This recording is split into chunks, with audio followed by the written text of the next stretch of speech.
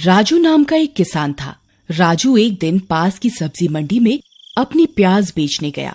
प्याज बेचते बेचते उसे शाम हो गई। हे ईश्वर, मुझे तो पता ही नहीं चला, आज तो शाम हो गई प्याज बेचते बेचते। अब उस जंगल से गुजर के जाना होगा। मेरी रक्षा करना ईश्वर। क्या हुआ राजू भाई, घबराए हुए क्यों लगते हो? आज तो तुम्हारी बिक्री भी सही हुई है, फिर तुम ऐसा सड़ेला मुंह बनाकर क्यों बैठे हुए हो? कालू भाई, शाम हो गई है, गांव पहुंचते पहुंचते रात हो जाएगी, और रात में जंगल से जाना मतलब मौत के मुंह में जाना। तुम्हें तो पता ही होगा उस जंगल में जाकर कितने लोग अपनी जान गंवा चुके हैं। हाँ राजू भाई, कहते तो तुम ठीक हो, पर अब जाना तो पड़ेगा ही। भगवान का नाम लो और चले जाओ। फिर राजू अपना सामान बटोर कर अपने गांव की ओर चल देता है। थोड़ी देर में वह जंगल के करीब पहुंच जाता है। जय श्री राम, जय हनुमान, हे ईश्वर मेरी रक्षा करना। फिर राजू जंगल में घुस जाता है। उसे बहुत डरावनी आवाजें आ रही होती हैं।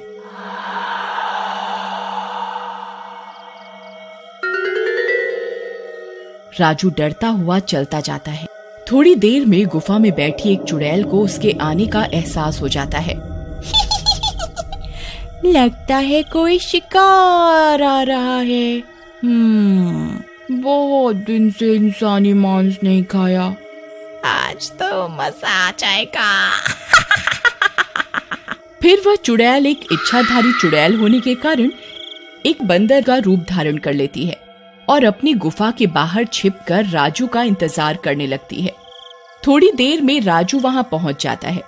वह बंदर को देखकर हक्का बक्का रह जाता है। जी महोदय, आप मेरा रास्ता छोड़ दीजिए, मैं आपको कल केले लाकर खिला दूंगा, मुझे जाने दीजिए। थोड़ी देर में बंदर की आंखें लाल लाल चमकने लगती हैं। डर के मारे राजू कांपने लगता है। फिर वह बंदर राजू को उठाकर गुफा में ले जाता है और उसे खा जाता है। अगली सुबह यह खबर पूरे गांव में फैल जाती है। राजू की पत्नी रानी का रो रो कर बुरा हाल हो जाता है। भाई कालू, मेरा राजू कहाँ गया?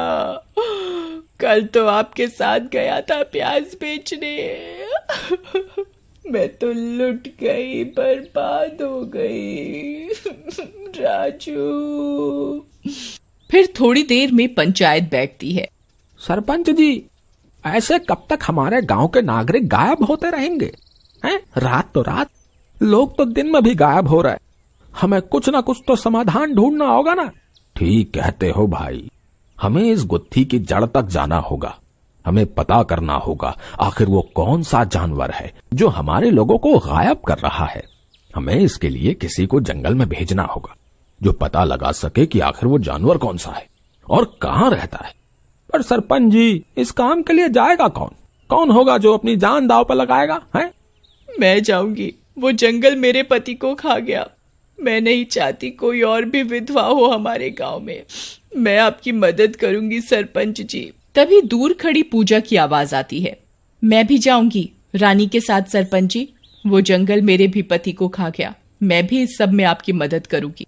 ठीक है, तुम दोनों जाओ। तुम बस इस हैवान का ठिकाना मालूम कर लेना, बाकी हम उसे कल देख लेंगे। फिर वे दोनों जंगल में निकल जाती हैं। थोड़ी देर में वे चुड़ैल की गुफा के आसपास पहुंच जाती हैं। चुड़ैल को उनके आने का एहसास हो जाता है। अरे वाह, लगता है कोई मूर्ख इंसान आ रहा है। आज तो फिर मजे से खाऊंगी।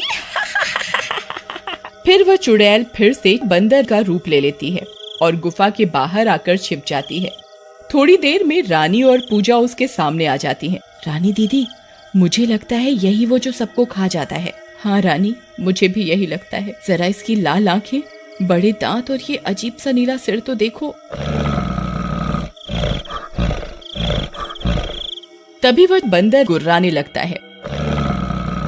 भाग पूजा, अपनी जान बचाकर भाग।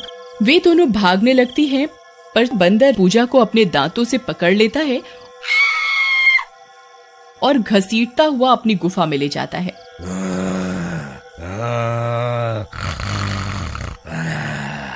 रानी भागते भागते अपने गांव की ओर आ जाती है। अरे रानी, इतना हाफ क्यों रही हो? और वो पूजा कहाँ है? फिर रानी अपनी सारी आप बीती सबको बताती है। तो अब समझ में आया, वो ही हमारी जान का दुश्मन है। चलो गांव वालों, लठ, बंदूकें और सभी तरह के हथियार रख लो, हम उसका आज खात्मा ही कर देंगे। फिर सारे गांव वाले हथियार लेकर उस गुफा के पास पहुंच जाते हैं। चुड़ैल को पता चल जाता है उस बची हुई लड़की ने गांव वालों को सब कुछ बता दिया है। मूर्ख गांव वालों, इन्हें ये नहीं पता मैं एक इच्छाधारी चुड़ैल हूँ, अपनी मौत के मुंह में आ गए।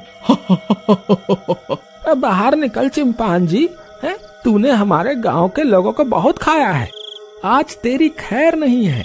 अच्छा, मुझसे चालाकी अभी बताती हूँ, इन्हें नहीं पता मैं कितनी चतुर हूँ।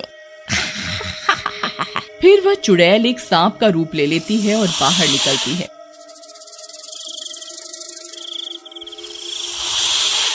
अरे सरपंच जी, सांप कितना अजीब दिखने वाला सांप है।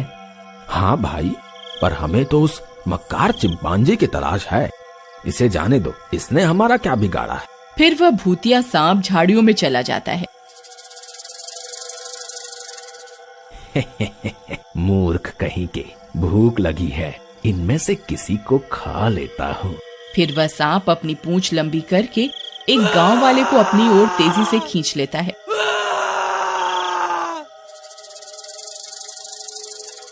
अरे बचाओ, अरे बचाओ, ये क्या हो रहा है? अरे कोई मदद करो मेरी। वह सांप झट से उसे पूरा निकल जाता है। अरे वो मनहूस सांप हमारे भाई को ले गया, मुझे बहुत गुस्सा आ रहा है। अब इसके साथ इस सांप को भी मरना होगा। मैंने तो पहले ही आपसे कहा था सरपंच जी, पर आपने मेरी बात नहीं सुनी। अब मुझसे गलती हो गई, अब जो भी जानवर दिखे उसे तुरंत मार दो। चुड़ैल उनकी बात सुन रही होती है। मारोगे तो तब न जब मुझे पकड़ पाओगे। फिर वह इच्छाधारी चुड़ैल एक बाज बन जाती है और उड़ने लगती है।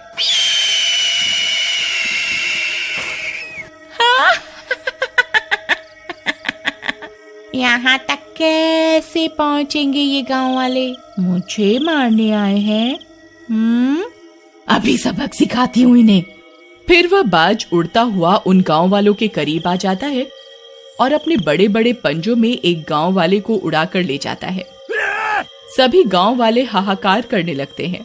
अरे भाइयों, भागो यहाँ से, यहाँ तो सारे जानवर ही इंसानी खून के प्यासे हैं। अरे अपनी जान बचा के भागो रे भागो। अगर हम भाग गए तो ये हमारे उन भाइयों के प्रति अपमान है जिन्होंने अभी अभी अपनी जान दी। हमें कुछ सोचना होगा, कुछ तो गड़बड़ है यहाँ।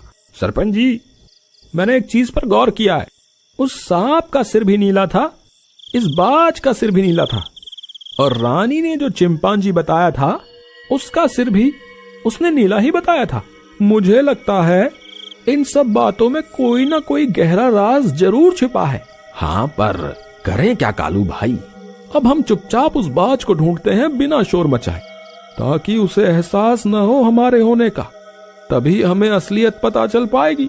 फिर वह उस बाज को ढूंढते हैं। थोड़ी देर में वह देखते हैं वह एक पेड़ पर बैठा है, उस गांव वाले की लाश के ऊपर जिसे वो उड़ा ले गया था। थोड़ी देर में वह बाज चुड़ैल बन जाता है और उस गांव वाले को खाने लगता है।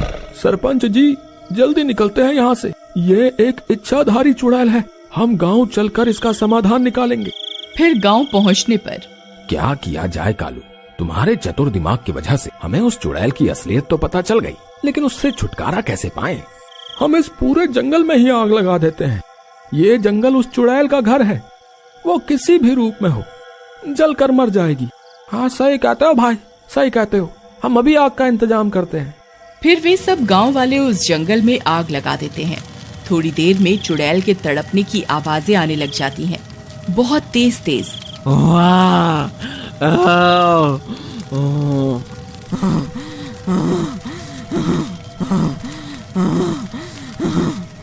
ये तुमने सही नहीं किया, मैं एक दिन बदला लूंगी, मैं एक दिन बदला लूंगी।